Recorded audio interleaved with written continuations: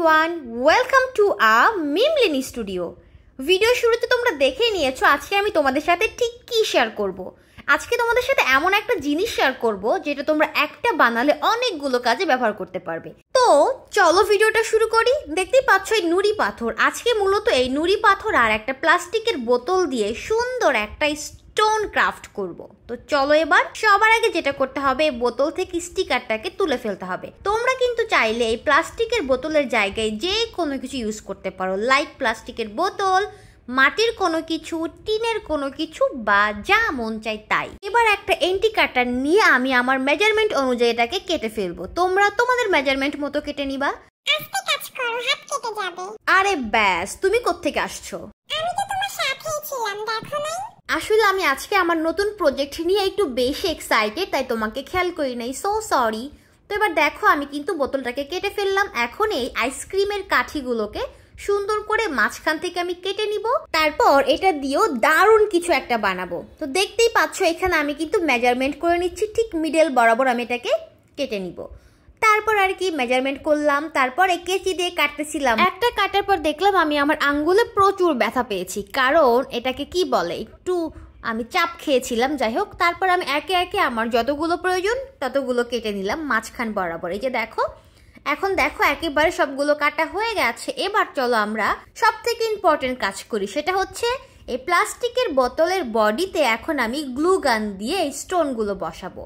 এই যে দেখো একটা গ্লু গান নিয়েছি, এখন এটাকে হিট দিলাম। তারপর একটা একটা করে খুবই ধৈর্যের সাথে খুবই আস্তে আস্তে আমি স্টোনগুলোকে বসানো শুরু করলাম। শুরুতে কিন্তু আমি আস্তে আস্তে কাজ করতেছিলাম, তারপর একটা ঝড় আসবে, সেই ঝড়ে আমি একদমই কি বলে তুড়ি মেরে একেবারে শেষ করে ফেলবো।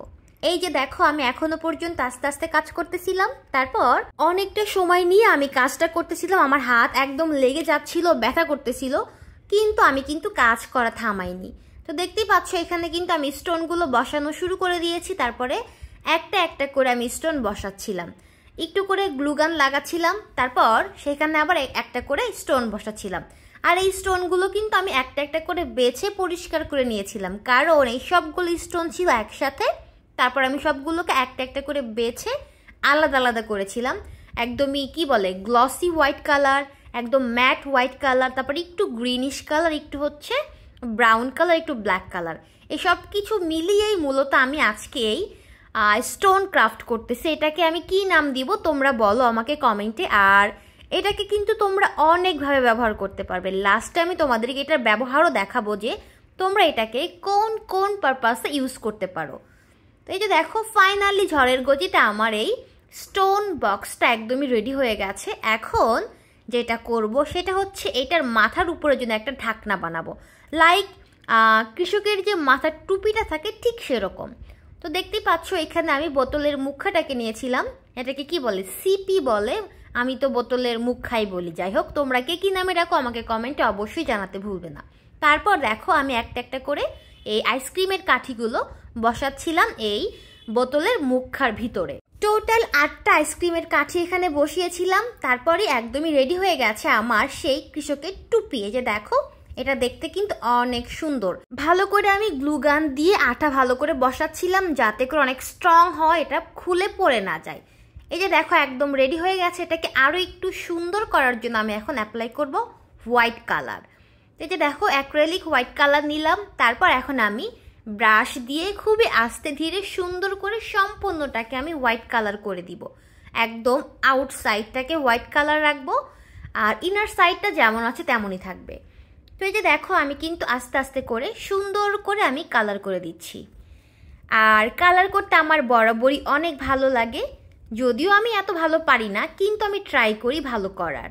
এই যে দেখো হোয়াইট কালার দিচ্ছি। আচ্ছা বলো তো হোয়াইট কালারের উপরে রেড কালারটা কেমন যাবে? আমি তো প্ল্যান করেছিলাম হোয়াইট কালারের উপর আমি রেড কালার অ্যাপ্লাই করব, তাহলে এটা দেখতে আরও অনেক বেশি কিউট লাগবে, অনেক বেশি সুন্দর লাগবে। তো এই তো দেখো এখন কিন্তু হোয়াইট কালারগুলো অ্যাপ্লাই করতেছি আমি খুবই তাড়াতাড়ি করে, এটা তোমাদের মনে হচ্ছে, বাট আমি কিন্তু অনেক আস্তে আস্তে অনেক সময় নিয়ে কালারগুলো অ্যাপ্লাই করেছি। এই তো দেখো ফাইনালি কালার করা শেষ হয়ে গেল।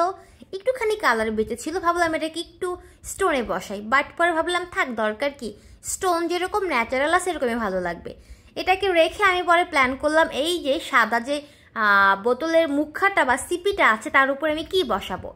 তারপর আর কি আমি এখানে সুপার ক্লে দিয়ে সুন্দর করে একটা রোজ ফ্লাওয়ার বানানোর ট্রাই করতেছি। রোজ ফ্লাওয়ারটা হয়ে গেলে সেটাকে আমি এই বোতলের সিপির উপরে বসিয়ে দিব, যাতে করে দেখতে এটাকে আরও অনেক বেশি কিউট লাগবে। এই যে দেখো আমি এখন কিন্তু একটা সুন্দর করে রোজ ফ্লাওয়ার বানাচ্ছি, একটা লাল গোলাপ বানাবো আমি এখন।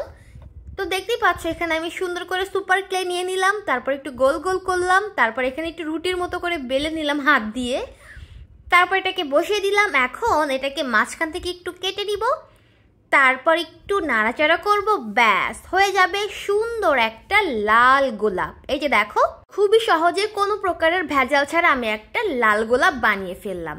গোলাপ একদম রেডি হয়ে গেছে। এখন চলো হোয়াইট কালারের উপরে আমরা রেড কালারের একটু ডট ডট অ্যাপ্লাই করব, তাহলে দেখতে বেশি কিউট লাগবে।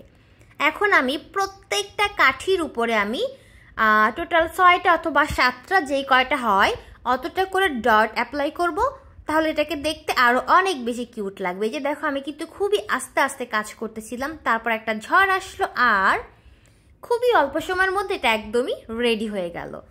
এই যে দেখো এইটা কিন্তু একেবারেই রেডি। এবার চলো আমরা এই কি বলে রেড কালারের গোলাপ ফুলটাকে আমরা অ্যাড করে দেই। এই যে দেখো আঠা দিয়ে সুন্দর করে বসিয়ে দিলাম। এবার দেখো এটা একদমই রেডি হয়ে গেছে। এই যে দেখো আমার কিন্তু সব কাজ একদম শেষ। এবার দেখো রেডি হয়ে গেল একটা কি বলবো স্টোনের একটা শোপিস। ধরো এটা একটা শোপিস ফার্স্ট।